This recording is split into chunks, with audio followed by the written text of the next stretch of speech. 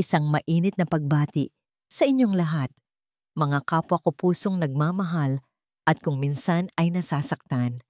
Narito na naman tayo upang buksan ang isang aklat ng buhay, isang kwentong maaaring maging salamin ng ating mga pinagdaanan at magbigay ng aral sa ating mga puso.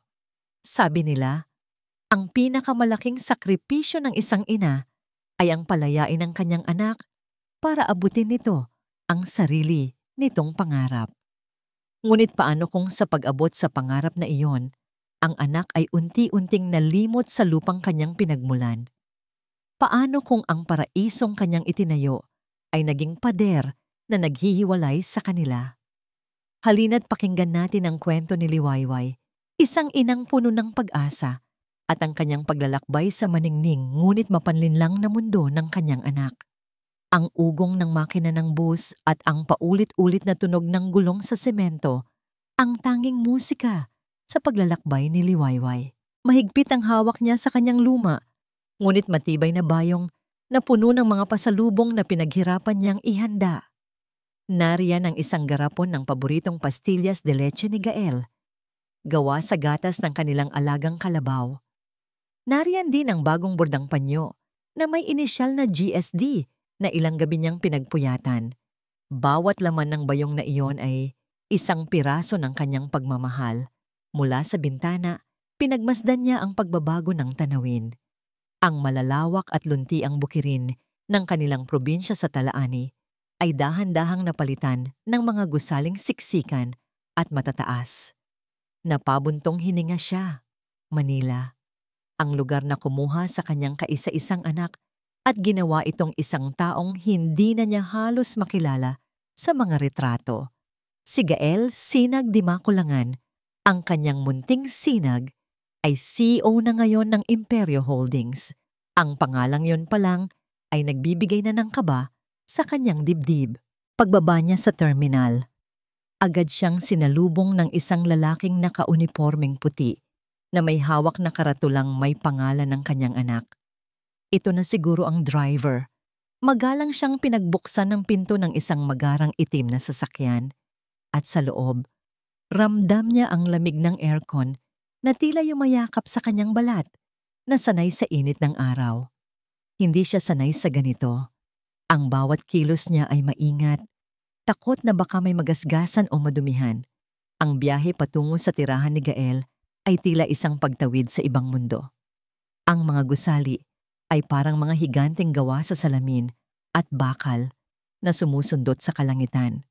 Nang huminto ang sasakyan sa harap ng isang toring napakataas, kinailangan pa ni Liwayway na iangat ang kanyang ulo para makita ang tuktok nito. "Dito na po tayo, ma'am," sabi ng driver. Sa lobby pa lang, pakiramdam ni Liwayway ay para siyang isang langgam na napadpad sa palasyo. Ang sahig ay mas makintab pa sa salamin. Ang mga ilaw ay nagniningning na parang mga bituin. Isang tahimik na elevator ang nagdala sa kanya sa pinakatuktok na palapag, ang penthouse. Nang bumukas ang pinto, isang pamilyar na mukha ang sumalubong sa kanya. "Nay," bati ni Gael, sabay yakap sa kanya. Niyakap ni Liwayway ang anak ng mahigpit. Naamoy niya ang mamahaling pabango nito, iba sa dating amoy araw at pawis ng kanyang sinag. Ngunit ang yakap ay pareho pa rin. Iyon pa rin ang yakap ng kanyang anak. "Kamusta po ang biyahe, Nay? Pasok po kayo." Pagpasok ni Liwayway, natulala siya. Ang buong dingding ng sala ay gawa sa salamin at mula roon ay tanaw ang buong syudad na kumikinang sa ilalim ng papalubog na araw. Ang mga ilaw ay parang mga diamanteng isinaboy sa isang madilim na tela. Ang mga kasangkapan ay moderno at mukhang mamahalin. Ang kanyang munting bahay sa Talaani ay kasya siguro sa kusina pa lang ng lugar na ito. At doon, nakatayo malapit sa bintana, ay isang babaeng tila hinugot mula sa isang magasin.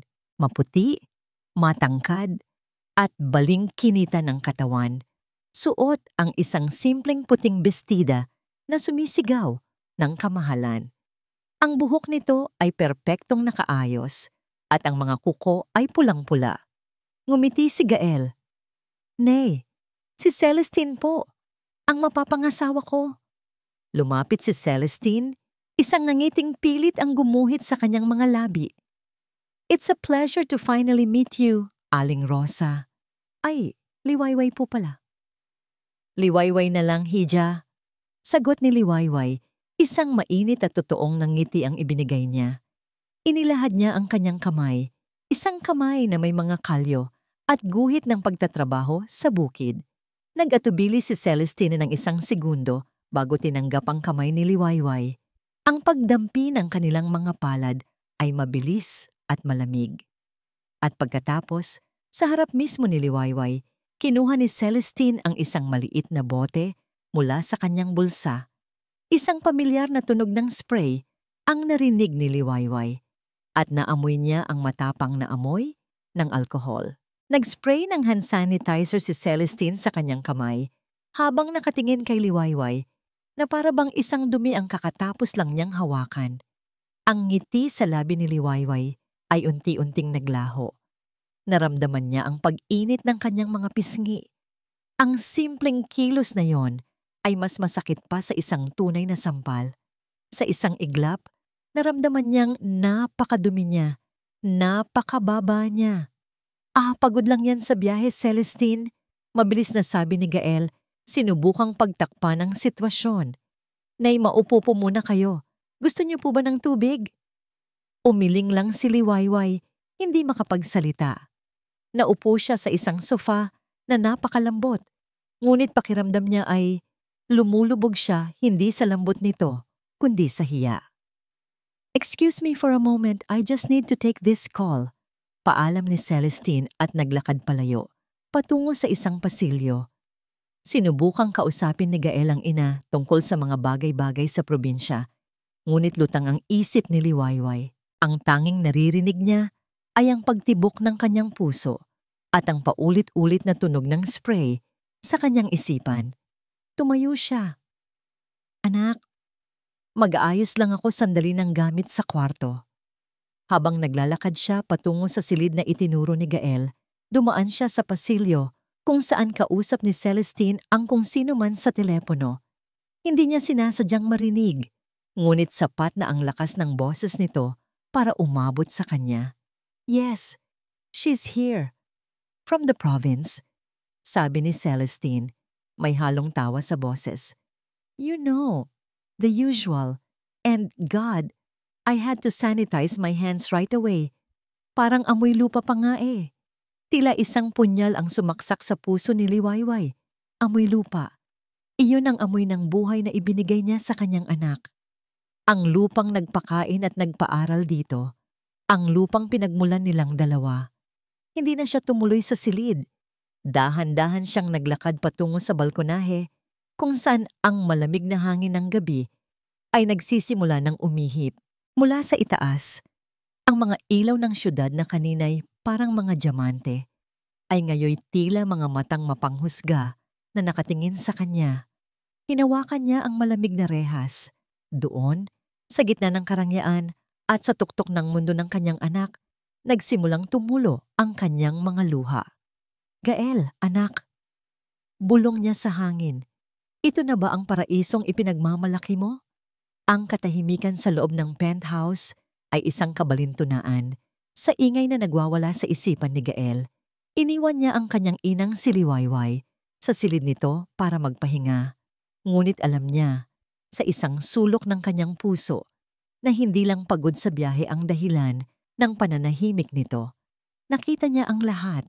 Nakita niya ang pag-aatubili sa mga mata ni Celestine, ang mabilis na paghugas kamay, at ang pagkawala ng kislap sa mga mata ng kanyang ina.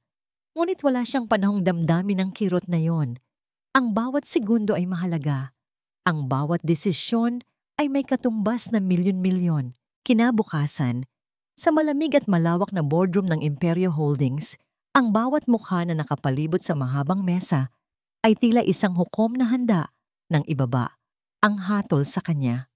Ang mga quarterly reports ay nakalatag na parang mga lapida sa kanilang harapan, puno ng mga numerong pula na sumisigaw ng pagkalugi. Ang stock natin ay bumagsak ng 15% sa loob lang ng isang linggo. Gael, sabi ni Mr. Elizalde, isa sa mga pinakamatandang miyembro ng board, ang boses nito ay matalim na parang yelo.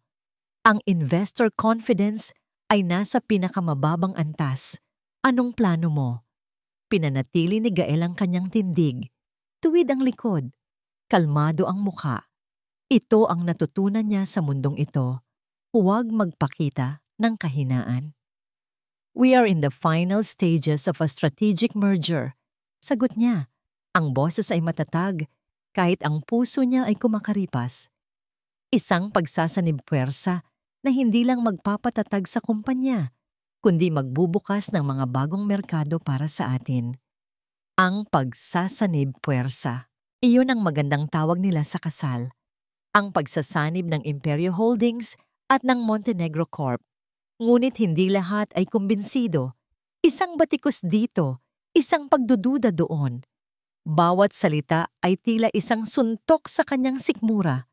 Nararamdaman niya ang pawis na namumuo sa kanyang noo habang ipinagtatanggol niya ang kanyang mga desisyon, ang kanyang imperyo na unti-unting gumuho sa kanyang harapan.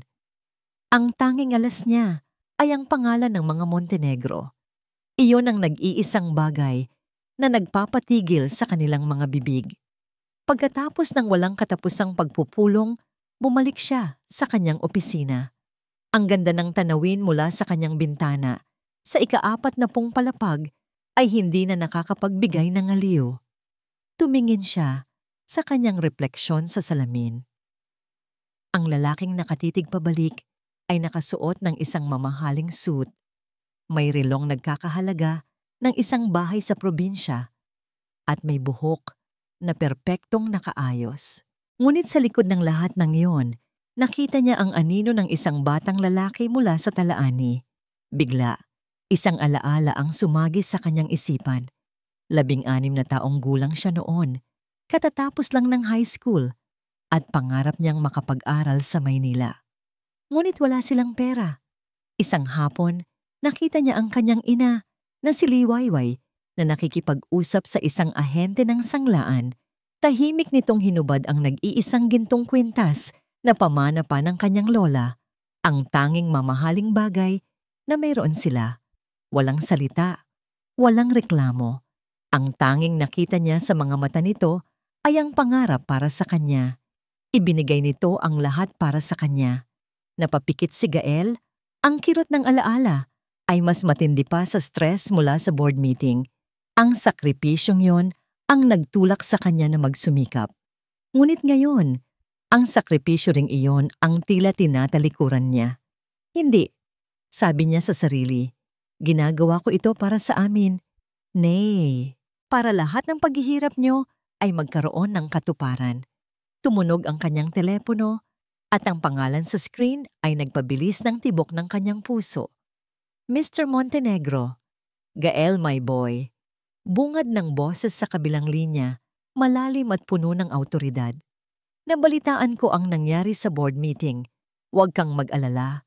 I already made some calls. Those old fools will back down. Nakaramdam si Gael ng ginhawa. Ngunit kasabay nito ay ang pakiramdam na tila isa siyang tuta na pinapakain mula sa kamay ng amo. Salamat po, Tito. Sagot niya. Pilit na pinasigla ang boses. Anything for my future son-in-law, sabi ni Mr. Montenegro. May ilang segundong katahimikan bago ito nagpatuloy at sa pagkakataong ito, may bigat at lamig na ang tono nito. Just make sure you keep my daughter happy. Celestine is my only princess. Alam mo kung gaano kahalaga sa amin ang pamilya. Isang pagkakamali lang, Gael, at lahat ng ito, lahat ng tulong na ito, ay maaaring maglaho na parang bula. Ang banta ay hindi direkta, ngunit malinaw na parang kristal. Ang kasal ay hindi lang isang kasunduan. Ito ay isang hawla. Isang magandang hawla na gawa sa ginto, ngunit isa pa ring hawla. Pagka-uwi niya ng gabing iyon, nadatnan niya ang kanyang ina sa kusina, tahimik na naghahanda ng hapunan. Ang amoy ng sinaing at adobong niluluto nito ay pumuno sa buong penthouse, isang amoy ng tahanan na matagal na niyang hindi naamoy. Ngunit ang amoy na yon ay tila hindi bagay sa malamig at modernong kusina. Nay, dapat po nagpapahinga na lang kayo, sabi niya, lumalapit dito. Ngumiti si Liwayway, ngunit hindi umabot sa kanyang mga mata ang nangiti. Ayos lang anak, naisip ko lang na ipagluto ka. Na-miss mo na siguro ang luto ko. Tumango si Gael, isang bukol ang tila bumara sa kanyang lalamunan. Gusto niyang humingi ng tawad, gusto niyang ipaliwanag ang lahat, ngunit ang mga salita ay hindi lumabas. Sa halip, isang kasinungalingan ang namutawi sa kanyang mga bibig. Nay, pasensya na po kanina kay Celestine ha? Medyo maselan lang talaga yon. Pero tuwang-tuwa po siya na nakilala na kayo. Nahihiya lang siguro siyang ipakita.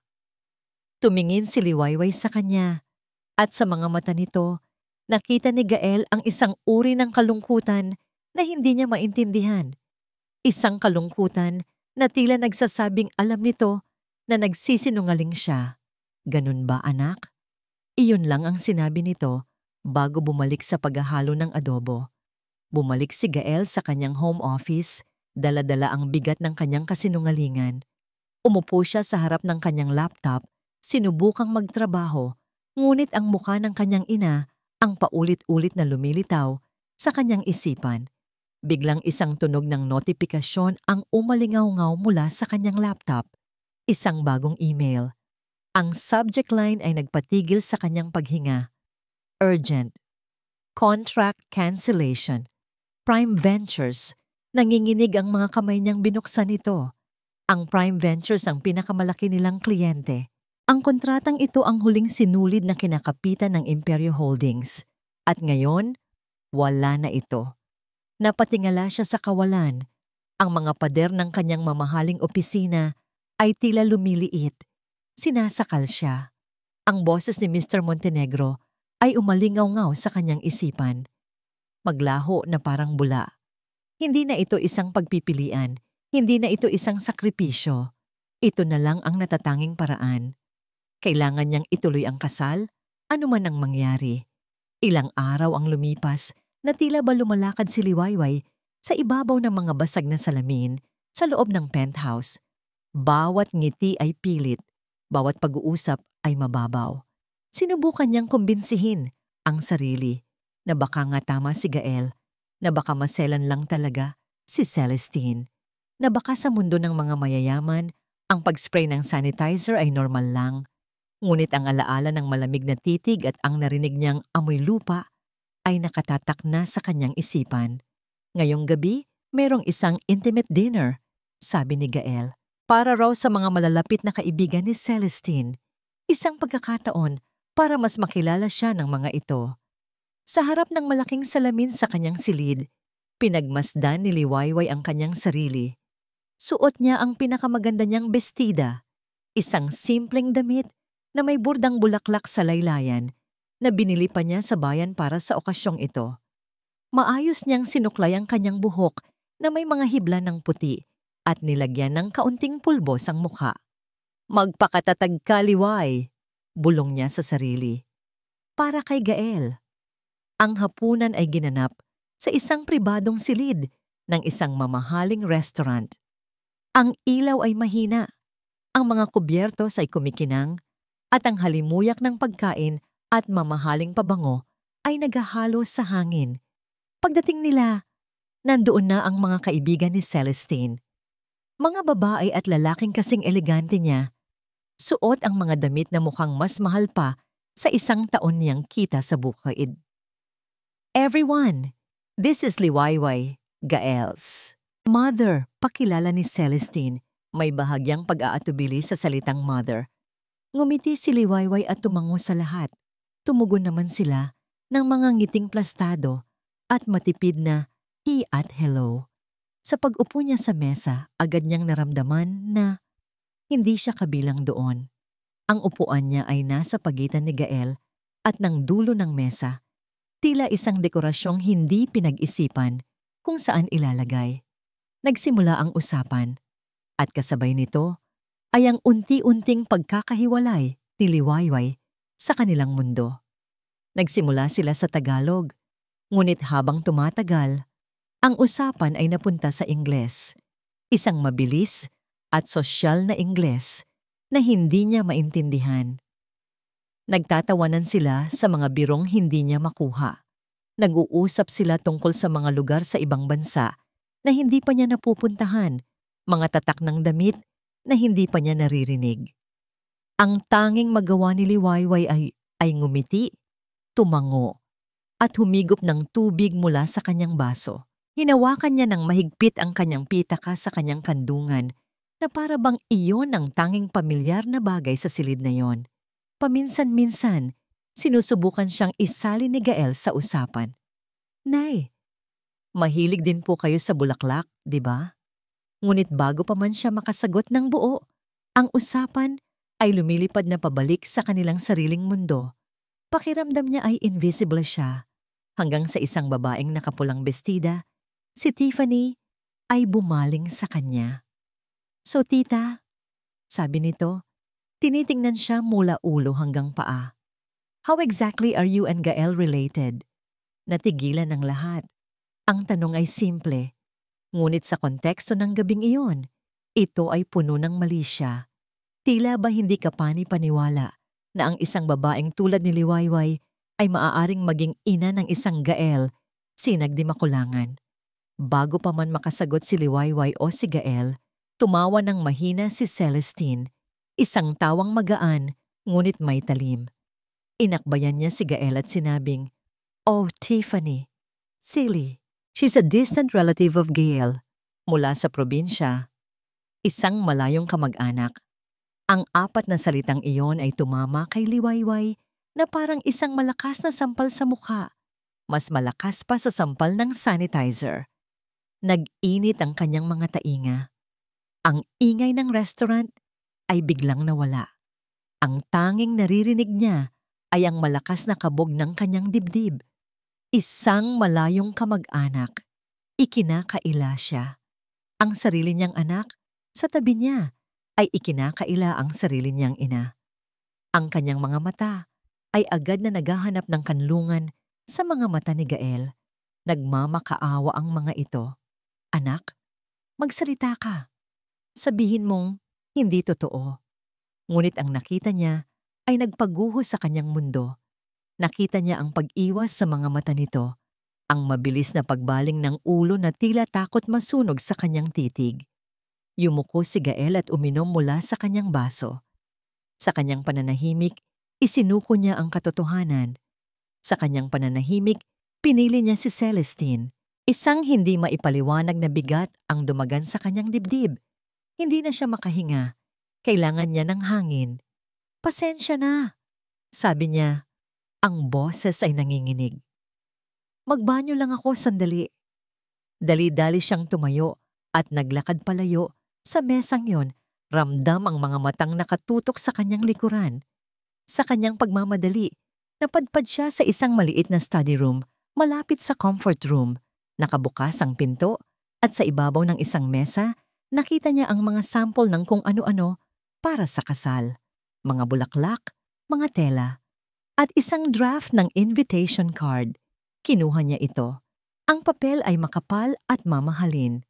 Ang mga pangalan ni Gael at Celestine ay nakasulat sa magandang gintong tinta. Sa ilalim, nakasulat ang mga pangalan ng kanilang mga magulang. Nandoon ang pangalan ng ama't ina ni Celestine. Ngunit ang pangalan niya, si Liwayway di Makulangan, ay wala roon. Sa halip, sa isang maliit na sulok sa ibaba, sa ilalim ng principal sponsors, may isang linyang nakasulat, "With the special participation of the Di Makulangan clan." Hindi man lang siya binigyan ng karangalan bilang ina. Isinama lang siya sa isang salitang walang muka. Clan. Binitawan niya ang papel na para siyang napaso. Ang lahat ng sakit, lahat ng pagdududa ay nagkatotoo. Hindi lang siya isang bisita sa bagong mundo ng kanyang anak. Isa siyang lihim na kailangang itago. Isang mantsa na kailangang takpan. Gabi na nang makauwi sila, walang nagsalita sa loob ng sasakyan. Pagdating sa penthouse, dumiretso si Liwayway sa kanyang silid at isinara ang pinto. Binuksan niya ang kanyang lumang pitaka at kinuha mula roon ang isang kupas na litrato. Isang litrato ni Gael noong ito ay 10 taong gulang. Nakangiti ito. May hawak na isang maliit na saranggola. Ang mukha ay puno ng dumi, ngunit ang mga mata ay nagniningning sa ilalim ng araw ng talaani. Ang kanyang sinag, ang kanyang munting sinag ng pag-asa. Hinigpitan niya ang hawak sa litrato. Ang mga gilid nito ay tumutusok sa kanyang palad. Dumaloy ang mga luhang kanina pa niya pinipigilan. Sa katahimikan ng malawak at malamig na silid, isang tanong ang kumawala. Mula sa kanyang mga labi, isang bulong na puno ng sakit at pangungulila. Anak, nasaan ka na? Ang umaga ay dumating nang walang anumang init para kay Liwayway. Ang sinag ng araw na tumatagos sa salaming dingding ng penthouse ay hindi nakapagbigay ng anumang aliw. Sa halip, tila lalo lang nitong inilantad ang lamig at kalungkutan sa loob niya. Mula sa hapunan kagabi, ang bawat sulok ng penthouse ay tila nangungutya sa kanya. Ang mga mamahaling palamuti ay parang mga matang mapanghusga. Ang katahimikan ay isang dagat na nagbabantang lunurin siya. Pakiramdam niya ay unti-unti siyang kinakapos ng hangin. Kailangan niyang makalabas. Kailangan niya ng pamilyar na amoy ng lupa, ng mga dahon, ng kahit anong magpapaalala sa kanya kung sino siya. Bago siya tuluyang malimot sa lugar na ito, nagpaalam siya sa isang katulong na maglalakad-lakad lang siya sa labas. Gamit ang perang bigay ni Gael para sa gastusin, sumakay siya ng taxi at nagpahatid sa pinakamalapit na parke. Ito ay isang maliit na piraso ng luntiang espasyo sa gitna ng mga nagtataasang gusali. Isang munting paalala ng kalikasang kanyang kinalakihan. Naupo siya sa isang bench sa ilalim ng isang malaking puno ng akasya. Pinagmamasdan ang mga taong nagdaraan. Mga pamilyang nagtatawanan, mga batang naghahabulan, mga magkasintahang magkahawak kamay. Lahat sila ay may kanya-kanyang mundo. At sa mga mundong iyon, pakiramdam ni Liwayway ay wala siyang lugar. Ang kalungkutan ay isang kumot na bumabalot sa kanya, mas malamig pa sa hanging amihan na paminsan-minsay umiihip. Aling Liwayway? Isang pamilyar na boses ang pumukaw sa kanya. Paglingon niya, nakita niya ang isang lalaking nasa edad 50, nakasuot ng simpleng polo shirt at pantalon.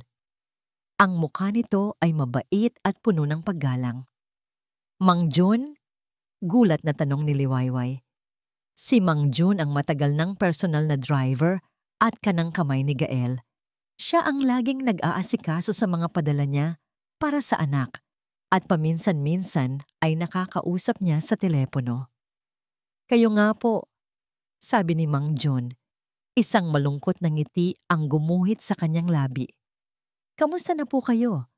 Nabalitaan ko po ang pagdating ninyo. Ayos lang ako, Jun. Ikaw, anong ginagawa mo rito? Hindi ba't dapat ay kasama mo si Gael? Yumuko si Mang Jun. Wala na po ako sa serbisyo, Aling Liwayway. Pinatigil na po ako. Noong nakaraang linggo pa. Nagulat si Liwayway.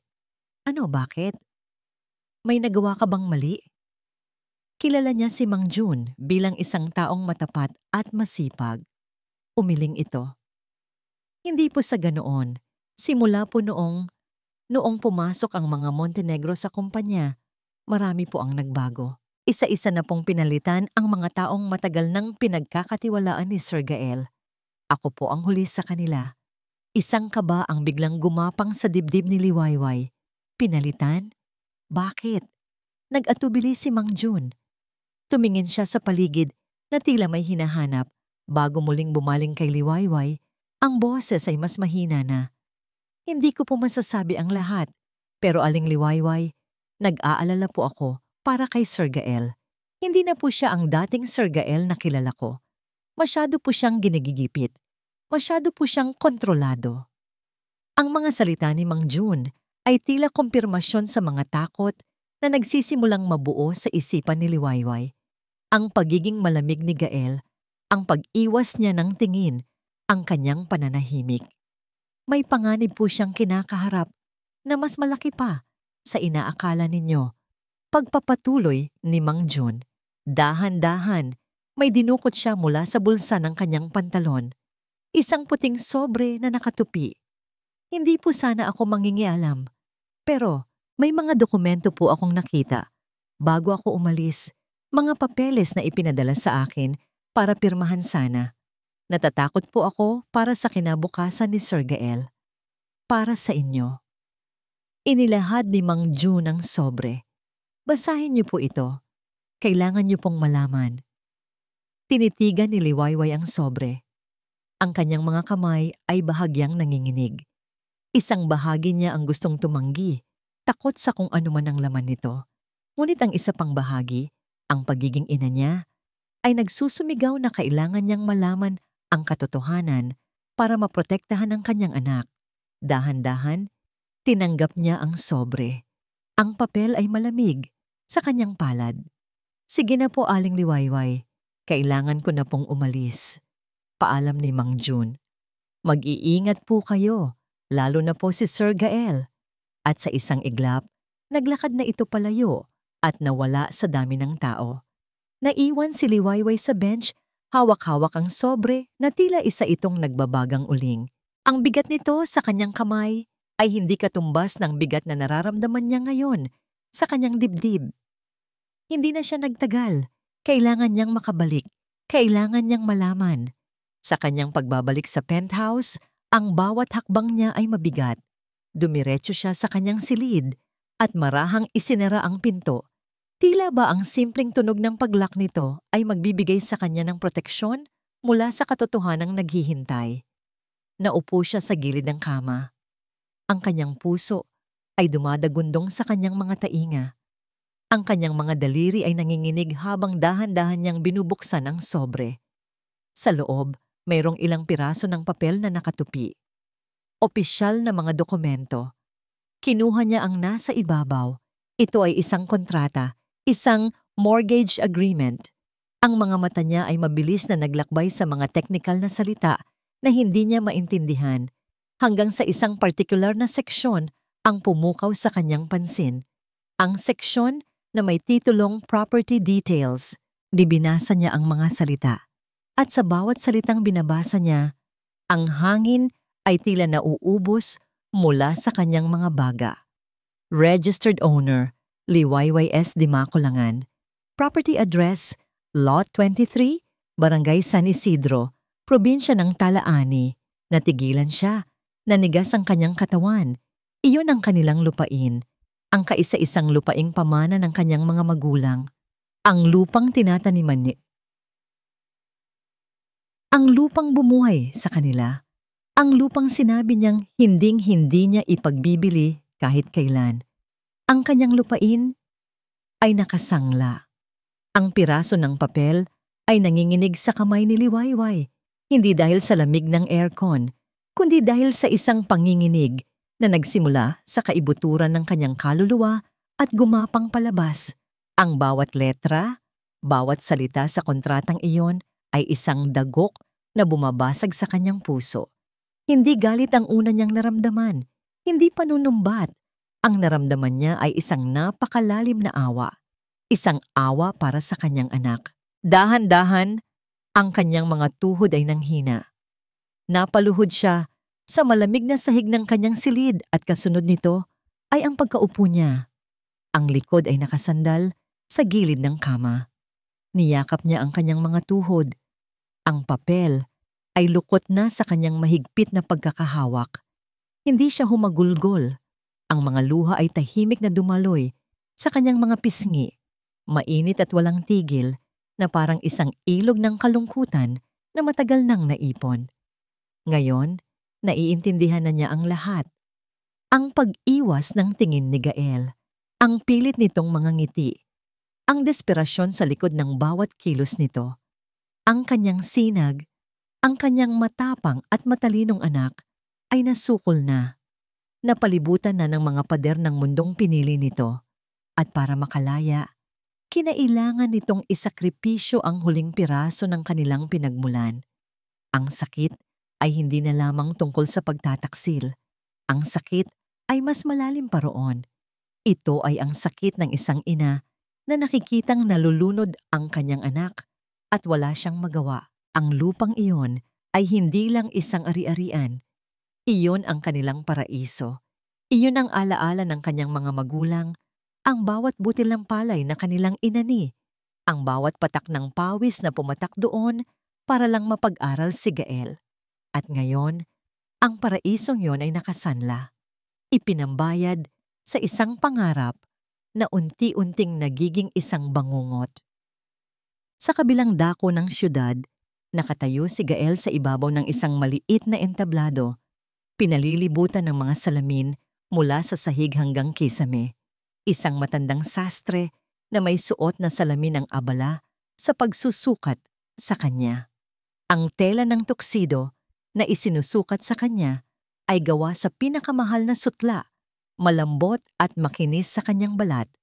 Ito ang kanyang magiging suot sa araw ng kanyang kasal, ang kanyang baluti. Tumingin siya sa kanyang sarili sa salamin. Ang nakita niya ay isang estranghero, isang lalaking matikas, matagumpay, ang CEO ng Imperio Holdings. Ang mukha niya ay kalmado, ang kanyang mga balikat ay tuwid. Ngunit ang kanyang mga mata ay pagod at walang buhay. Hindi niya nakilala ang lalaking nasa salamin. Nasaan na ang batang lalaki mula sa talaani na ang tanging pangarap ay mabigyan ng magandang buhay ang kanyang ina. Bigla, ang refleksyon sa salamin ay nagbago. Nakita niya ang kanyang sarili, mas bata, mga 12 taong gulang, kasama niya ang kanyang ina sa kanilang lupain sa talaani. Ang araw ay mainit at ang lupa ay malambot sa kanilang mga paa. Magkasama nilang itinatanim ang isang maliit na punla ng mangga sa gitna ng kanilang bukirin. "Dito natin itatanim, Nay?" Tanong niya noon. Ang boses ay puno ng sigla. Ngumiti si Liwayway. Ang pawis ay tumatagaktak sa kanyang noo, ngunit ang mga mata ay nagniningning. "Oo, anak, para paglaki mo, at paglaki ng punong ito, meron kang aanihin, meron kang babalikan." Naaalala pa ni Gael ang pakiramdam ng lupa sa kanyang mga kamay. Amoy lupa. Ang amoy na kinutya ni Celestine. Ang amoy na ngayon ay hinahanap-hanap niya. "Perfect fit, Sir Gael," sabi ng sastre na pumutol sa kanyang pag-iisip. Bumalik siya sa kasalukuyan. Ang alaala ay isang multo na humahabol sa kanya. Napabuntong hininga siya. "Babalik tayo, Nay." Bulong niya sa sarili. "Pangako. Kapag natapos na ang lahat ng ito, babawiin ko ang lupa. Babawiin ko ang lahat." Iyon ang kasinungalingang paulit-ulit niyang sinasabi sa sarili para lang malagpasan ang bawat araw. Biglang tumunog ang kanyang telepono sa isang mesang malapit sa kanya. Ang pangalan ni Celestine ay umilaw sa screen. Sininenyasan niya ang sastre na sandali lang. "Hello?" Sagot niya. "Gael, darling," sabi ni Celestine sa kabilang linya. Ang boses ay matamis, ngunit walang init. "I'm finalizing the details with the wedding planner. Ano sa tingin mo? White doves or butterflies for the wedding recessional? I think doves are more classic, don't you think?" Napapikit si Gael. Mga kalapati, mga paru-paro. Habang siya ay iniisip ang lupang nakasanla, ang kinabukasan ng kumpanya, at ang sakit sa mga mata ng kanyang ina, si Celestine ay nag-aalala tungkol sa mga kalapati. Ang agwat sa pagitan ng kanilang mga mundo ay isang bangin na hindi na kayang tawirin. "Anything you want, Celestine. Ikaw ang mas nakakaalam dyan." Sagot niya, pagod. "Great. I'll see you later. Don't be late for our dinner with Dad." At ibinaba na nito ang tawag. Sa kanyang silid, tumayo si Liwayway. Pinunasan niya ang kanyang mga luha. Ang awa ay napalitan ng isang determinasyon. Hindi niya hahayaang malunod ang kanyang anak. Hindi sa ganitong paraan. Mayroon pa silang pag-asa. Maaari nilang iwan ang lahat ng ito. Ang penthouse, ang kumpanya, ang kasinungalingan. Maaari silang bumalik sa talaani. Magsimula muli. Kahit wala na ang lupa, basta't magkasama sila. Iyon ang mahalaga. Iyon lang ang tanging mahalaga. Kinuha niya ang telepono sa ibabaw ng maliit na mesa. Nanginginig ang kanyang mga daliri habang tinatype ang numero ni Gael. Kailangan niyang makausap ang kanyang anak. Hindi para sumbatan, kundi para sabihing, "Uwi na lang tayo, anak." Nagring ang telepono. 1, 2. Sa ikatlong ring may sumagot. "Hello?" Ngunit hindi boses ni Gael ang kanyang narinig. Ito ay ang malamig at matinis na boses ni Celestine. Natigilan si Liwayway. Celestine? Nasaan si Gael? Pwede ko ba siyang makausap sandali? Narinig ni Liwayway ang isang mahinang tawa sa kabilang linya. "Oh, tita. Gael can't be disturbed right now. He's busy planning our future. Huwag niyo na po siyang istorbohin." At sa isang click, ang linya ay naputol. Nakatayo si Liwayway.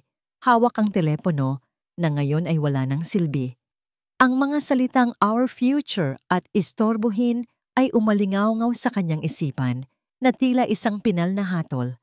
Ang huling sinulid ng pag-asa na kanyang kinakapitan ay pinutol mismo ng babaeng pakakasalan ng kanyang anak. Ang araw ng wedding rehearsal ay dumating na parang isang malagim na anunsyo. Para kay Liwayway, ang bawat oras na lumilipas ay isang hakbang palapit sa isang bangin na hindi niya alam kung paano iiwasan. Pagkatapos ng tawag sa telepono kahapon, naramdaman niyang tila siya ay isang bilanggo sa sariling bahay ng kanyang anak. Sinubukan niyang kumatok sa kwarto ni Gael nang umuwi ito kagabi. Ngunit sinabi lang nito mula sa loob na pagod siya at kailangan ng magpahinga. Isang pader na hindi niya kayang sirain ang nakapagitan sa kanila. Ang rehearsal ay gaganapin sa mismong venue ng kasal, ang Grand Ballroom ng Palacio de Amor. Ang pangalan pa lang ng hotel ay isang mapait na kabalintunaan. Pagpasok pa lang ni Liwayway, sinalubong siya ng isang eksenang puno ng kaguluhan at karangyaan. Ang mga wedding planner ay nagtatakbuhan, sumisigaw ng mga utos. Ang mga florist ay abala sa pag-aayos ng libu-libong puting rosas. Ang buong lugar ay nababalot sa isang pekeng amoy ng kaligayahan. Nakita niya si Gael sa gitna ng lahat, kausap ang isang coordinator. Ang mukha nito ay seryoso at pagod. Gusto niya itong lapitan, yakapin, at hilahin palayo sa lahat ng ito. Ngunit bago pa man siya makahakbang, isang kamay na may mahahabang kuko at kumikinang na diamanteng singsing ang pumulupot sa braso ni Gael. Si Celestine. Ngumiti ito ng matamis kay Gael at pagkatapos ay bumaling sa kanya. Ang ngiting iyon ay hindi umabot sa mga mata nito. "Oh tita, you're here," sabi ni Celestine. "Just sit over there. We'll call you when it's your part." Itinuro nito ang isang upuan sa pinakasulok ng ballroom. Malayo sa entablado, malayo sa lahat. Tila ba isa siyang extra sa sariling pelikula ng kanyang anak. Walang imik na sumunod si Liwayway. Mula sa kanyang kinauupuan, pinanood niya ang lahat na parang isang manonood sa isang dula-dulaan. Pinanood niya si Gael at Celestine na naglalakad sa aisle paulit-ulit habang itinuturo ng direktor kung saan sila dapat tumayo, kung paano ngumiti. Ang bawat kilos ay kalkulado. Ang bawat ngiti ay ensayado. Hindi na niya matiis. Kailangan niyang makausap si Gael kahit 1 minuto lang. Tumayo siya at sinubukang lumapit sa entablado. Ngunit isang lalaking malaki ang katawan at nakasuot ng itim na suit ang magalang ngunit matatag na humarang sa kanya. "Excuse me, ma'am. Restricted area po ito for now," sabi ng lalaki. Isa sa mga security personnel ng mga Montenegro. "Anak ko ang naroon." Pakiusap ni Liwayway. "Pasensya na po. Utos lang po," sabi ng lalaki. Hindi nagbabago ang ekspresyon. Napayuko si Liwayway at bumalik sa kanyang upuan. Ngayon, sigurado na siya. Hindi ito paranoia. Sinasadya ang lahat ng ito. Sinasadyang ilayo siya. itago, patahimikin. Dahil sa pagkabigo, nagpa siyang maghanap ng banyo. Naglakad siya sa isang mahabang pasilyo palayo sa ingay ng ballroom. Ang mga dingding ay napapalamutian ng mga mamahaling painting. Sa kanyang paglalakad, may narinig siyang mga boses mula sa isang silid na bahagyang nakabukas ang pinto. Isang private lounge. Ang isang boses ay pamilyar. Ang boses ni Celestine. Ang isa naman ay mas malalim at mas matanda. Puno ng awtoridad. Ang boses ng ama nito, si Mr. Montenegro. Dahil sa isang hindi maipaliwanag na kutob, huminto si Liwayway. Itinago niya ang sarili sa isang malaking paso na may halaman, sapat lang para hindi siya makita, ngunit sapat na para marinig niya ang usapan. "Everything is falling into place, Dad," sabi ni Celestine, may halong pagmamalaki sa boses. "Gael is desperate. He didn't even question the cancellation of the Prime Ventures contract." "Good," sagot ni Mr. Montenegro. "That was the final push he needed. He thinks this marriage is his salvation. He doesn't realize it's his surrender." Napatakip ng bibig si Liwayway. Ang puso niya ay nagsimulang dumagundong na parang tambol. Ang Prime Ventures. Iyon ang kontratang nabasa ni Gael sa email. "After the wedding, once the merger is signed, we give him a graceful exit." Pagpapatuloy ni Mr. Montenegro. Ang boses ay malamig na parang bakal. "We'll give him a generous severance package, of course. We can't look like monsters. But Imperio Holdings will be completely under our name. His empire will be mine." Isang tawa ang narinig ni Liwayway. Ang tawa ni Celestine. "And what about him? What about Gael?" "He can go back to whatever province he came from. He served his purpose. He was just a stepping stone, my dear. A very handsome, very naive stepping stone." Ang mga salitang yon ay tumusok sa pandinig ni Liwayway na parang mga karayom. Isang bitag. Lahat ng ito ay isang bitag. Sila ang may pakana ng pagbagsak ng kumpanya. Sila ang dahilan ng lahat ng paghihirap ni Gael. Hindi nila tinutulungan ang kanyang anak. Sinisira nila ito. Nanginginig ang buo niyang katawan. Ang kanyang isipan ay nag-uumpugang bato. Kailangan niyang makaalis. Kailangan niyang sabihin kay Gael. Sa kanyang pag-atras, nasagi niya ang paso. Isang maliit na sanga ang nabali at lumikha ng isang mahinang tunog. Biglang tumigil ang usapan sa loob. Ang pinto ay dahan-dahang bumukas at doon nakatayo si Celestine. Ang kanyang mga mata ay nanlilisik na parang sa isang ahas. Ang kanyang mukha ay walang emosyon, ngunit ang kanyang mga mata ay puno ng tagumpay at pangungutya. Tiningnan niya si Liwayway mula ulo hanggang paa na nakatayo roon. Takot na takot at hindi makagalaw.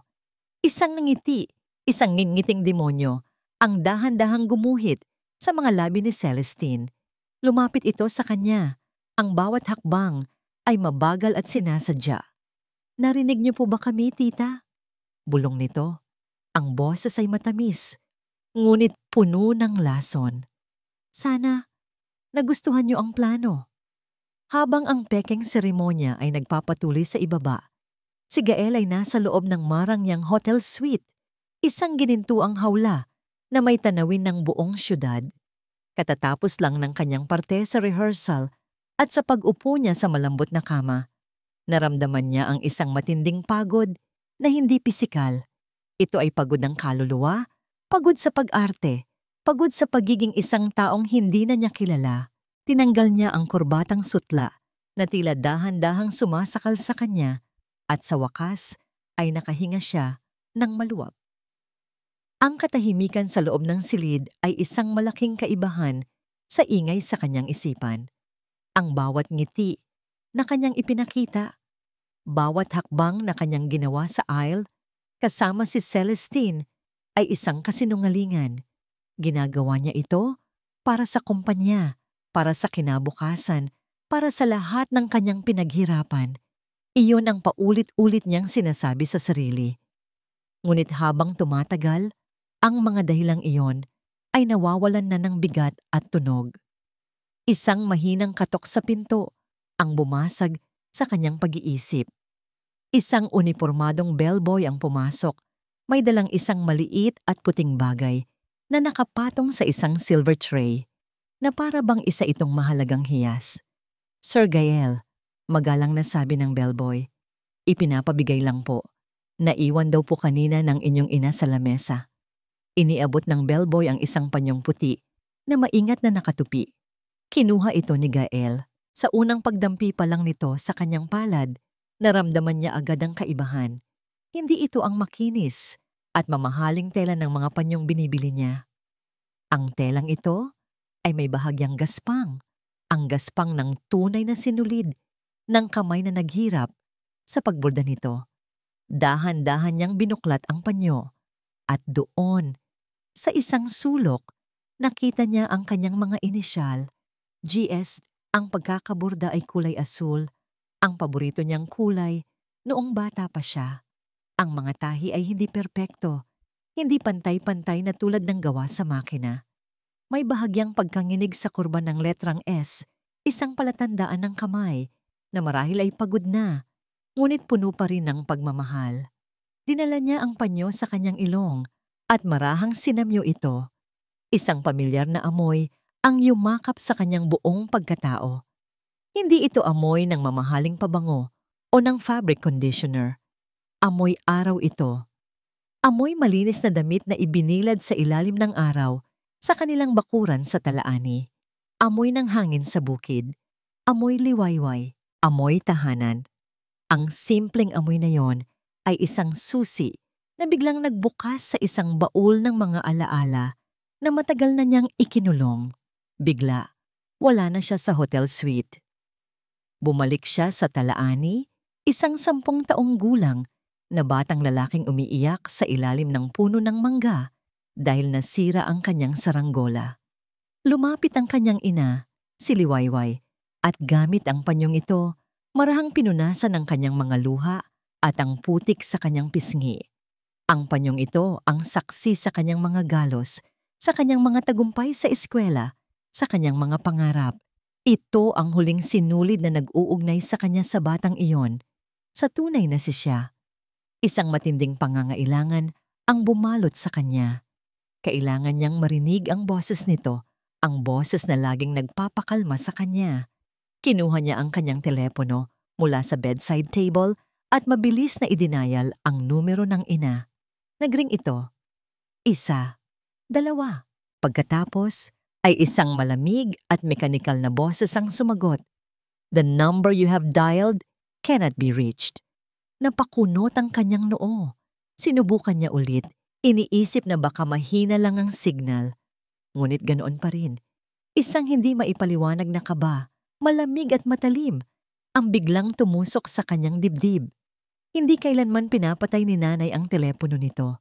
Laging sinasabi nito na dapat laging bukas para kung kailanganin niya ito. Sakto namang bumukas ang pinto at pumasok si Celestine. Ang mukha ay nagliliwanag sa tagumpay ng rehearsal. Darling, you were amazing out there. Parang totoong-totoo na. Hindi pinansin ni Gael ang papuri. Nakita mo ba si nanay? Tanong niya. Ang boses ay seryoso at may bahid ng pag-aalala. Tinatawagan ko siya. Hindi ko makontak. Nagkibit balikat si Celestine habang inaayos ang kanyang buhok sa harap ng isang malaking salamin. Ang kilos ay kaswal. Masyadong kaswal. Oh, I saw her earlier. Mukhang napagod yata sa lahat ng kaguluhan. She looked overwhelmed. Sinabihan ko na lang na magpahinga na muna siya sa kwarto niya. Baka nakatulog na. You know how they are. People from the province, they're not used to this kind of excitement. Ang paliwanag ay lohikal, ngunit may kung anong mali sa paraan ng pagkakasabi nito. Isang pangmamaliit na hindi maitago. Tumango na lang si Gael, ngunit ang kaba sa kanyang dibdib ay hindi nawala. Lalo pa itong lumaki. May mali.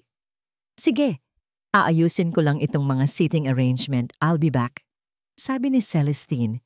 Hinalikan siya ng mabilis sa pisngi, isang halik na malamig, at lumabas na ng silid. Naiwan si Gael na muling mag-isa, hawak ang panyo. Tinitigan niya ito na para bang ito ang tanging bagay na totoo sa mundong ito. Ilang minuto pa ang lumipas nang may kumatok ulit sa pinto. This time, mas mahina at tila nag-aalangan. Dahan-dahan niyang binuksan ang pinto. Isang janitor ng hotel ang nakatayo roon, isang binatang mukhang kinakabahan at pinagpapawisan. "Sir," sabi ng janitor, ang boses ay halos pabulong. "Pasensya na po sa abala. May nagpapabigay lang po nito sa inyo." Iniabot ng janitor ang isang maliit at gusot na piraso ng papel. Tila pinilas mula sa isang notepad sa pagmamadali. "Sino ang nagpapabigay?" tanong ni Gael. Ang kanyang boses ay bumaba. Naging seryoso. "Isang matandang babae po sa may service hallway. Umiiyak po siya," sabi ng janitor. Hindi makatingin ng diretso. Nagmamadali po siyang parang may humahabol po sa kanya. Sabi niya po, ibibigay ko raw po sa inyo nang walang nakakakita. Kinuha ni Gael ang papel. Ang kanyang mga kamay ay nanlamig. Bago pa siya makapagtanong muli, mabilis nang tumalikod at halos patakbong umalis ang janitor na tila takot na mahuli. Isinara niya ang pinto. Dahan-dahan, tila bahawak niya ang isang bomba, binuklat niya ang papel. Ang sulat kamay ay pamilyar, ngunit nanginginig at apurado. Ang sulat kamay ng kanyang ina. Mayroon lamang 4 na salita na nakasulat doon. 4 na salita na tumagos sa kanyang puso na parang isang patalim at nagpabagsak sa buong pundasyon ng mundong kanyang itinayo. "Anak, bitag ito." "Huwag." Ang nangiti sa mga labi ni Celestine ay parang lason na dahan-dahang kumakalat. Pagkatapos ng kanyang mga salitang puno ng pangungutya, hindi na hinintay ni Liwayway ang kanyang sagot. Sa isang senyas lang mula kay Celestine, ang 2 security guard na kanina'y humarang sa kanya ay magalang ngunit mabilis na lumapit sa magkabilang gilid niya. "Mukhang pagod na po kayo, tita," sabi ni Celestine. Ang boses ay bumalik sa pagiging matamis at mapagkunwari. "Ihahatid na po namin kayo sa inyong silid para makapagpahinga kayo bago ang malaking araw bukas. Hindi ito isang alok. Ito ay isang utos." "Hindi," pilit na sabi ni Liwayway. Sinubukang kumawala sa mahigpit, ngunit hindi masakit na pagkakahawak ng mga gwardya. "Kailangan kong makausap ang anak ko, Gael." Ngunit ang kanyang boses ay mahina at nawawala sa lawak ng pasilyo. Bago pa siya makasigaw muli, marana siyang ginabayan, o mas tamang sabihing, kinaladkad, palayo. Ang bawat hakbang pabalik sa silid na inilaan para sa kanya ay isang hakbang palayo sa kanyang anak. Isang hakbang palapit sa kapahamakan nito. Pagdating sa silid, magalang siyang pinapasok ng mga gwardya. Ngunit bago pa siya makalingon, ang pinto ay isinara ng may isang malakas na kalabog at narinig niya ang tunog ng pag-lock nito mula sa labas. Napatakbo siya sa pinto at pilit itong binuksan. Niyugyug niya ang doorknob. Kinalampag niya ang pinto gamit ang kanyang mga kamao. "Palabasin niyo ako! Parang awa niyo na! Palabasin niyo ako!" Walang sumagot. Ang tanging naririnig niya ay ang sarili niyang mga sigaw na bumabalik sa kanya. Isang alingaw-ngaw ng kanyang kawalan ng pag-asa. Huminto siya, hingal na hingal, at isinandal ang kanyang noo sa malamig na kahoy ng pinto. Ang katotohanan ay sumampal sa kanya ng buong lakas. Bihag siya. Sinapu niya ang kanyang bulsa. Wala roon ang kanyang telepono. Naalala niya, kinuha ito ni Celestine kanina sa lounge, sa dahilan na baka raw mawala niya sa gitna ng kaguluhan. Isang kilos na inakala niyang kabaitan, ngunit isa pala itong kalkuladong pag-agaw sa kanyang nag-iisang linya ng komunikasyon. Ang kanyang mga mata ay ligaw na naghahanap ng kahit anong paraan para makatakas. Walang telepono sa silid. Ang bintana ay malaki, ngunit ito ay nakasara at walang paraan para buksan. Mula rito, tanaw niya ang mga guest na nagsisimula nang umalis mula sa rehearsal, masaya at walang kamalay-malay. Tanaw niya ang paglubog ng araw. Ang kalangitan ay nagiging kulay kahel at lila. Isang magandang tanawin na para sa kanya ay hudyat ng pagsapit ng dilim, ng pagsapit ng katapusan. Napasubsob siya sa sahig. Ang lakas na kanina'y taglay niya ay biglang naglaho. Pinalitan ng isang nakakaparalisang takot. Inisip niya si Gael na nakatayo sa altar bukas. Masaya. Iniisip na nailigtas na niya ang lahat, habang ang mga buwitreng nakapaligid sa kanya ay naghihintay lang ng tamang sandali para tuklawin siya, ang kanyang anak, ang kanyang sinag. Ipinagkatiwala niya ito sa isang ahas. Sa gitna ng kanyang pagtangis, wala na siyang ibang nagawa. Napaluhod siya. Ipinagdikit niya ang kanyang mga palad at ipinikit ang kanyang mga mata. Sa karangyaan ng silid na yon, sa gitna ng kanyang pagiging bihag, bumalik siya sa nag-iisang kanlungan na alam niya. Panginoon, hikbi niya. Ang mga salita ay basag at nanginginig. Diyos ko, tulungan niyo po ako. Tulungan niyo po ang anak ko. Bigyan niyo po ako ng paraan. Kahit anong paraan, parang awa niyo na po. Ilang minuto siyang nanatiling nakaluhod. Ang tanging tunog ay ang kanyang sariling mga hikbi. Nang bigla, may narinig siyang mahinang katok sa pinto. Napatayo siya. Ang puso ay kumabog sa takot. Sino yan? Room service po. Sagot ng isang mahinang boses ng babae. Ang pinto ay dahan-dahang bumukas. Isang batang babaeng nakauniforme ng hotel. Marahil ay hindi nalalayo sa edad na 20. Ang pumasok na may dalang isang pitsel ng tubig at baso. Ang kanyang mga mata ay maamo at puno ng awa. Nakita ng dalaga ang namumugto at luha ang mga mata ni Liwayway. Nakita nito ang desperasyon sa kanyang mukha. Walang nagsalita sa kanila. Ngunit sa isang tingin lang, nagkaintindihan sila. Mabilis na inilapag ng dalaga ang tray sa mesa. Pagkatapos, sa halip na umalis, mabilis niyang isinara muli ang pinto. Ngunit hindi ito nilock. Humarap siya kay Liwayway. Ang mga mata ay puno ng pag-aalala. May nag-utos po sa akin na bantayan kayo. Pero mali po ito. Bulong ng dalaga. Ang boses ay nanginginig. Narinig ko po ang pag-iyak ninyo kanina sa pasilyo. Hinawakan niya ang kamay ni Liwayway. Tumakbo na po kayo, nanay. Ang maringal na tunog ng organ ay nagsimulang pumuno sa bawat sulok ng Grand Ballroom. Isang hudyat na ang seremonya ay magsisimula na. Tumayo ang lahat ng panauhin. Si Gael, nakatayo sa dulo ng aisle sa tabi ng paring nakangiti, ay naramdaman ang paglamig ng kanyang mga kamay. Ito na. Ang sandaling magtatakda ng kanyang kinabukasan. Ang sandaling magliligtas sa lahat ng kanyang pinaghirapan. Ngunit habang ang malalaking pinto sa dulo ng ballroom ay dahan-dahang bumukas, at habang ang figura ni Celestine sa kanyang nagniningning na puting bestida ay nagsimulang maglakad palapit, hindi ang kanyang mapapangasawa ang laman ng isip ni Gael. Ang utak niya ay paulit-ulit na binabasa ang 4 na salitang nakasulat sa gusot na papel na nasa kanyang bulsa. Anak, bitag ito. Huwag. Ang bawat hakbang ni Celestine, palapit ay kasabay ng paglakas ng kabog sa kanyang dibdib. Ang ngiti nito ay perpekto. Ang lakad nito ay elegante.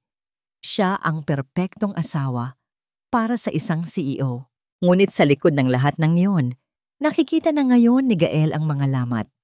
Naaalala niya ang pag-spray nito ng sanitizer, ang pagtawag sa kanyang ina na distanteng kamag-anak, ang hindi maabot na telepono nito.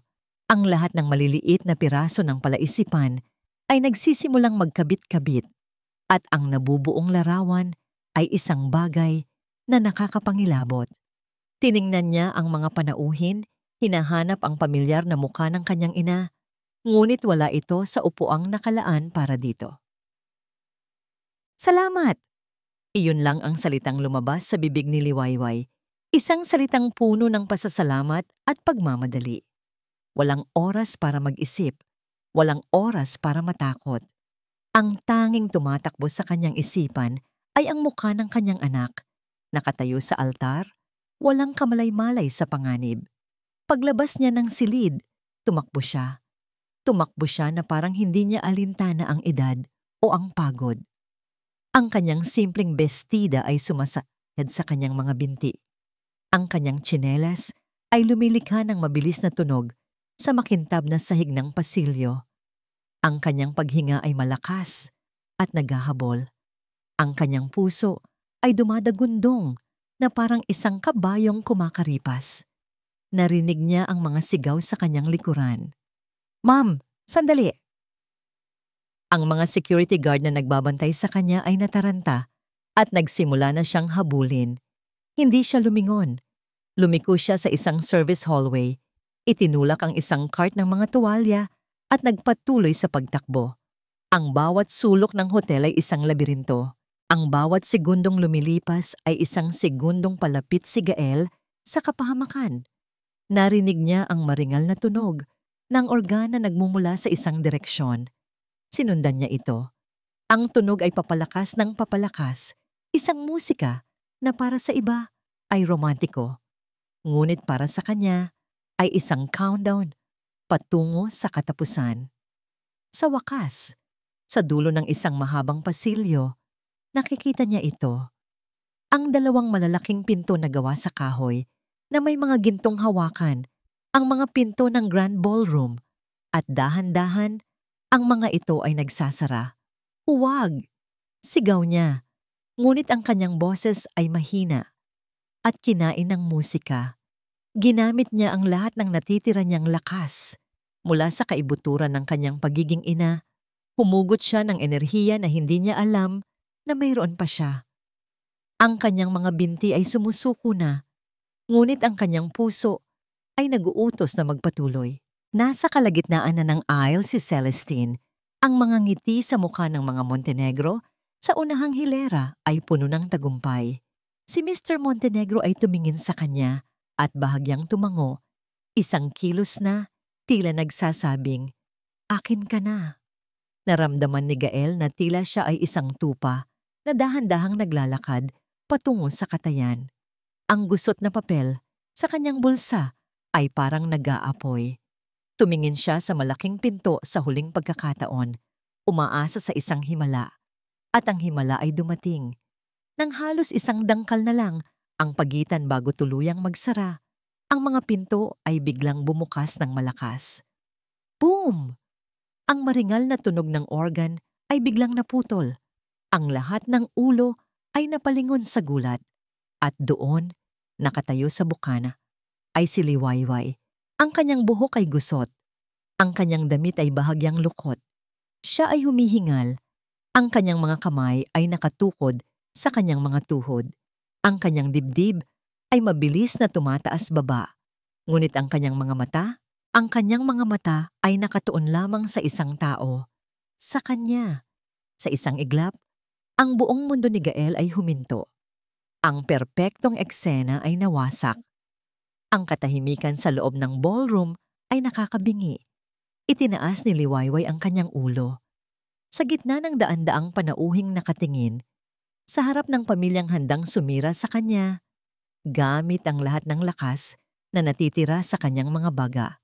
Sumigaw siya, isang sigaw na puno ng pagmamahal, takot at babala. "Gael, huwag!" Ang mga salita ay tumama sa bawat sulok ng silid, isang kulog na yumanig sa pundasyon ng kasinungalingan. Napatitig si Gael, ang kanyang puso ay tila tumigil sa pagtibok.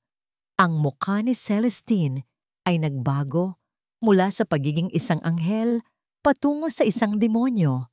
Ang mga mata ay nanlilisik sa galit. Bago pa man makakilos si Gael, mabilis na humakbang si Celestine. Humarang ito sa pagitan niya at ni Liwayway. Ang perpektong pangkasal nitong belo ay tila isang tabing na naghihiwalay sa mag-ina. Humarap ito sa mga naguguluhang bisita at sa isang iglap, ibinalik nito ang isang matamis at mapag-unawang ngiti sa kanyang mga labi. "Ipagpaumanhin niyo po ang abala," sabi ni Celestine. Ang boses ay malumanay, ngunit may nakatagong yelo. Ang ina po ni Gael. Medyo masama po ang kanyang pakiramdam. Ang mga salita ni Celestine ay parang isang manipis na yelo na pilit tinatakpan ng isang nagngangalit na bulkan. Medyo masama po ang kanyang pakiramdam. Ang kasinungalingan ay napakakinis, napakaensayado. Ngunit para kay Gael, ang bawat pantig ay isang dagok. Sa harap niya, ang dalawang pinakamahalagang babae sa kanyang buhay ay nakatayo na, parang nasa magkabilang panig ng isang digmaan. Si Celestine, perpekto sa kanyang puting bestida, ang reyna ng kanilang peking palasyo. At ang kanyang ina, si Liwayway, magulo ang buhok at hingal, ang mandirigma na sumuong sa lahat para lang iligtas siya. Ang katahimikan sa loob ng ballroom ay mabigat at nakakabingi. Ang daan-daang pares ng mga mata ay nakatutok sa kanila, naghihintay, na para bang sila ay mga aktor sa isang entablado. Hindi, sabi ni Liwayway. Ang boses niya ay nanginginig, ngunit may determinasyon. Sinubukan niyang lampasan si Celestine para makalapit kay Gael. Gael, anak, pakinggan mo ako. Isang bitag ito. Gagamitin ka lang nila. Mabilis na hinarang ni Celestine ang daan. Ang kanyang nangiti ay hindi na maipinta sa kanyang mukha. Tita, please, sabi nito. Ang boses ay mahina, para marinig lang nilang tatlo, ngunit puno ng pagbabanta. You are making a scene. Stop this, or you will regret it. Ang dapat magsisi ay kayo, sagot ni Liwayway. Ang luha ay nagsisimula nang mamuo sa kanyang mga mata. Sa wakas, itinulak niya si Celestine ng buong lakas. Anak ko yan. Hindi ko hahayaang sirain niyo siya. Ang pagtulak na yon ang naging huling mitya. Sa isang iglap, ang lahat ng pagkukunwari ni Celestine ay naglaho. Ang maskara ng isang edukada at mayamang dalaga ay nalaglag at ang lumabas ay ang tunay niyang pagkatao. Isang babaeng nasanay na nakukuha ang lahat, isang babaeng hindi marunong mapahiya. Ang kanyang mukha ay nabalot ng purong galit. Sa isang mabilis at malupit na kilos, itinaas ni Celestine ang kanyang kamay. Ang mga diamante sa kanyang singsing ay kumislap sa ilalim ng ilaw ng chandelier. At pagkatapos, isang tunog ang yumanig sa buong ballroom. Isang tunog na mas malakas pa sa katahimikan. Pak! Ang tunog ng palad na dumadapo sa pisngi. Isang tunog na matalim, malutong, at kahiya-hiya. Tila bumagal ang pag-ikot ng mundo para kay Gael. Nakita niya kung paano tumagilid ang ulo ng kanyang ina. Nakita niya ang mabilis na pagpula ng pisngi nito, ang bakas ng 5 daliri ni Celestine. Nakita niya ang gulat sa mga mata ni Liwayway, hindi dahil sa sakit ng sampal, kundi dahil sa sakit ng sukdulang kahihiyan. At sa sandaling iyon, isang bagay sa loob ni Gael ang nabasag. Ang lahat ng kanyang alalahanin, ang Imperio Holdings, ang mga utang, ang merger, ang kinabukasan, ay biglang naglaho na parang abo. Ang lahat ng yon ay naging walang kwenta, walang halaga. Ang tanging nakikita niya ay ang kanyang ina. Ang kanyang ina na nagbenta ng alahas para sa kanyang pag-aaral. Ang kanyang ina na nagsangla ng kanilang huling paraiso para sa kanyang pangarap. Ang kanyang ina na ngayon ay nakatayo sa harap ng daan-daang tao, sinampal at ipinahiya dahil lamang sa pagmamahal nito sa kanya. Ang sampal na yon ay hindi lang para kay Liwayway. Sampal iyon para sa kanya. Isang sampal na gumising sa kanya mula sa isang mahabang, masamang panaginip. Dahan-dahan, humakbang si Gael. Nilampasan niya si Celestine na ngayon ay nakatayo. Gulat sa sarili niyang ginawa. Dumiretso siya sa kanyang ina. Hinawakan niya ito ng marahan sa balikat. Tumingin sa kanya si Liwayway, isang butil ng luha, ang dahan-dahang gumulong sa pisngi nitong namumula. Sa mga mata nito, wala siyang nakitang galit o panunumbat. Ang nakita niya lang ay pagmamahal at sakit, at iyon na ang nag-uumapaw sa lahat. Humarap si Gael. Ang kanyang mukha ay kalmado, ngunit ang kanyang mga mata ay nag-aapoy sa isang galit na hindi pa niya naramdaman kailanman. Sa isang mabilis na kilos, hinablot niya ang puting rosas na nakasabit sa kanyang taksido, ang butonier ng isang groom, at walang pag-aatubiling ibinato ito sa sahig. Naglakad siya patungo sa maliit na podium kung saan nakatayo ang pari. Kinuha niya ang mikropono. Ang kanyang mga kamay ay hindi nanginginig. Ang kanyang boses, nang magsalita siya, ay hindi pa sigaw. Ito ay malamig, matatag, at pinal. Tapos na, sabi niya. Ang kanyang boses ay umalingaw-ngaw sa bawat sulok ng tahimik na ballroom. Tumingin siya ng diretso kay Celestine at pagkatapos ay sa ama nito na ngayon ay nakatayo na at nanlilisik ang mga mata. Tapos na ang kasal. Isang kolektibong paghinga ng gulat ang narinig mula sa mga panauhin. Si Celestine ay namutla, hindi makapaniwala. Si Mr. Montenegro ang unang nakabawi. Humakbang ito palapit. Ang mukha ay kulay pula sa galit. Itinuro niya si Gael. Ang daliri ay nanginginig. Ano ang sinabi mo? Sigaw nito. You will regret this. Wala kang utang na loob. You are nothing without us. Sisirain kita. Ngunit hindi natinag si Gael. Tumingin siya sa nagngingit-ngit na matanda. At pagkatapos ay lumingon siya pabalik sa kanyang ina na ngayon ay nakatingin sa kanya ng may paghanga at pagmamahal. Sa sandaling iyon, nawala man sa kanya ang kanyang imperyo, ngunit nabawi niya ang kanyang kaluluwa. Ang banta ni Mr. Montenegro ay umalingaw-ngaw sa buong ballroom. Isang pangakong wawasakin ang lahat ng natitira kay Gael. Ang mga panauhin ay nagbubulungan, ang kanilang mga mukha ay pinaghalong gulat at pananabik sa eskandalo. Si Celestine, sa wakas ay natauhan mula sa pagkabigla, ay tumakbo sa tabi ng kanyang ama. Ang luha ng galit at kahihiyan ay nagsisimulang dumaloy sa kanyang perpektong makeup. How could you do this to me, Gael? Sigaw niya, ang boses ay matinis at basag. After everything we've done for you. Done for me? Sagot ni Gael. Isang mapait na ngiti ang gumuhit sa kanyang labi. O ginawa sa akin? Bago pa man makasagot si Mr. Montenegro, isang kaguluhan ang naganap malapit sa pintuan ng ballroom. Isang boses ang maririnig na nakikipagtalo sa security. Kailangan naming pumasok. Karapatan naming malaman ang katotohanan. At sa gitna ng kaguluhan, ang mga pinto ay muling bumukas. Ngunit sa pagkakataong ito, hindi isang ina na nagmamadali ang pumasok. Si Mang Jun, ang tapat na driver ni Gael, ang pumasok ng may determinasyon. Sa likod niya ay may dalawa pang lalaki, isang nakaunipormeng abogado at ang dating Chief Financial Officer ni Gael, isa sa mga unang tinanggal sa Imperio Holdings nang pumasok ang mga Montenegro. At sa likod nilang lahat, ang mga kamera at mikropono ng mga reporter na naroon para i-cover sana ang Wedding of the Year ay nagsimula ng mag-flash at mag-record. Anong ibig sabihin nito? Sigaw ni Mr. Montenegro. Ang kanyang atensyon ay nabaling sa mga bagong dating. Ang ibig sabihin nito, Mr. Montenegro, sabi ng abogado, ang boses ay malakas at malinaw.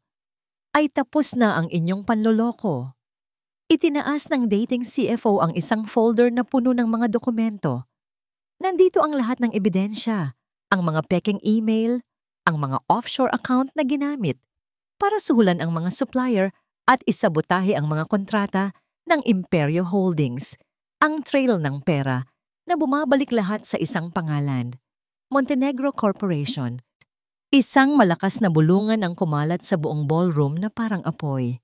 Si Mang Jun, na sa loob ng maraming taon ay naging anino lang ni Gael, ay tumayo ng matuwid. Sa tulong ng iba pang mga loyal na empleyadong tinanggal, tahimik silang nag-ipon ng ebidensya, naghihintay ng tamang tiyempo. Ang pagdating ni Liwayway ang naging hudyat nila. Sinisiraan niyo lang kami. Depensa ni Celestine, ngunit ang panginginig sa kanyang boses ay nagpapakita ng kanyang takot. Tumingin si Gael sa kanila. Sa mag-amang ngayon ay napapalibutan na ng mga reporter na nagtatanong. Ang kanilang perpektong mundo ay gumuho sa isang iglap. Hindi dahil sa isang masamang business deal, kundi dahil sa isang sampal. Ang kanilang kayabangan ang naging sarili nilang lason. Ngunit hindi na ito pinansin ni Gael. Ang kanyang atensyon ay wala na sa kanila. Ang hustisya ay darating. Alam niya iyon. Ngunit may mas mahalaga siyang kailangang gawin. Binalingan niya ang kanyang ina. Si Liwayway ay nakatayo sa isang sulok, tahimik na pinapanood ang lahat. Dahan-dahan, nilapitan niya ito. Hinawakan niya ang pisngi nito kung saan tumama ang sampal. Ang pamumula ay naroon pa rin. Nay, sabi niya, ang boses ay puno ng pagsisisi na hindi kayang ilarawan ng mga salita. Patawad. Umiling si Liwayway. Isang maliit na ngiti ang sumilay sa kanyang mga labi. Hinawakan niya ang kamay ni Gael na nasa kanyang pisngi. Walang dapat ipatawad, anak. Umuwi ka na. Ang tatlong salitang iyon, umuwi ka na, ang pinakamagandang bagay na narinig ni Gael sa loob ng maraming taon. Hindi na niya pinansin ang kaguluhan, ang mga tanong ng reporter, ang mga sigaw ng mga Montenegro, ang mga bulungan ng mga bisita. Tinalikuran niya ang lahat ng iyon. Dahan-dahan niyang inakay ang kanyang ina, palayo sa entablado, palayo sa mga puting rosas, palayo sa nagibang Palasyo de Amor. Naglakad sila palabas ng hotel at sa unang pagkakataon, sa loob ng mahabang panahon, naramdaman ni Gael ang sikat ng araw sa kanyang balat, hindi bilang isang CEO, kundi bilang isang anak. Sa loob ng taxi na kanilang sinakyan, habang papalayo sila sa lugar na yon, biglang tumunog ang telepono ni Gael. Isang numero mula sa kanyang bangko. Sinagot niya ito. Mr. Di Makulangan, sabi ng boses sa kabilang linya, formal at walang emosyon. We are calling to inform you that due to the recent events and the failure of the merger, Imperio Holdings is now under receivership. All your corporate assets are officially frozen. You are bankrupt. Ibinaba ni Gael ang telepono. Ang balitang dapat ay wawasak sa kanya, ang balitang kinatakutan niya ng ilang buwan, ay dumating na. Ngunit wala siyang naramdamang takot. Wala siyang naramdamang panghihinayang. Sa halip, naramdaman niya ang kalayaan. Tumingin siya sa kanyang ina, na nakatingin sa kanya ng may pag-unawa, na para bang alam nito ang lahat. Isang ngiti, isang tunay at payapang pangngiti ang sumilay sa kanyang mga labi sa unang pagkakataon. Uwi na tayo, Nay. Lumipas ang ilang buwan. Ang ingay at kinang ng Maynila ay naging isang malayong alaala na lamang na parang isang panaginip na unti-unti nang nabubura sa isipan. Sa probinsya ng Talaani, ang buhay ay may ibang tugtugin, isang himig na binubuo ng huni ng mga ibon sa umaga, ng pagaspas ng mga dahon ng palay, sa ihip ng hangin at ng tawanan ng mga magsasakang nagpapahinga sa ilalim ng puno. Dito, sa gitna ng luntiang bukirin, natagpuan ni Gael ang kanyang sarili. Hindi na siya ang CEO na nakasuot ng mamahaling suit at may rilong kumikinang. Ngayon, ang suot niya ay isang simpleng kamiseta at pantalon. Ang balat ay kulay kayumanggi dahil sa sikat ng araw, at ang mga kamay ay may mga kalyo na katulad ng sa kanyang ina. Ngunit ang ngiti sa kanyang mga labi sa unang pagkakataon sa loob ng maraming taon ay totoo. Hindi siya bumalik para magsaka. Bumalik siya para gamitin ang kanyang talino sa paraang mas makabuluhan.